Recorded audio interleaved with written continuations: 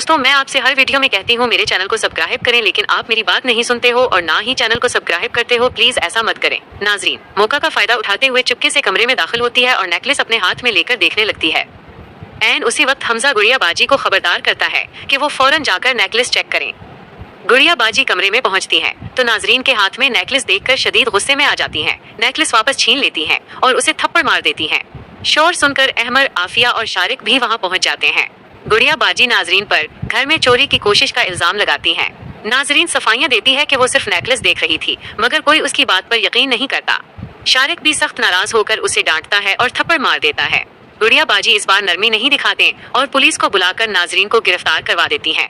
बाद में जब मारिया की शादी के मेहमानों को नाजरीन की गिरफ्तारी का इल्म होता है, तो गुड़िया बाजी को एहसास होता है कि इस मामले से शादी की खुशियों पर असर पड़ सकता है। वो मेहमानों के सामने बात को संभालने की कोशिश करती हैं और फिर खुद जेल जाकर नाजरीन को रहा करवा लाती हैं। रिहाई के बदले वो नाजरीन से वादा लेती हैं कि आइंदा कभी ऐसी हरकत नहीं करेगी। नाजरीन मजबूरी में ये वादा कर लेती है।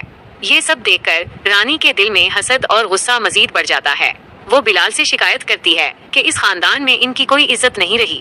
बिलाल भी इंतकाम लेने का फैसला कर लेता है और कहता है कि वो ऐसा वार करेगा जिसे सब उम्र भर याद रखेंगे। दूसरी तरफ आफिया और अहमर की इज़्दिवाजी जिंदगी में नई मुश्किलात जन्म लेती हैं। नाजरीन फहद को मुसलसल भड़काती है ताकि वो आफिया और अहमर के दरमियान गलत फहमियां पैदा करे।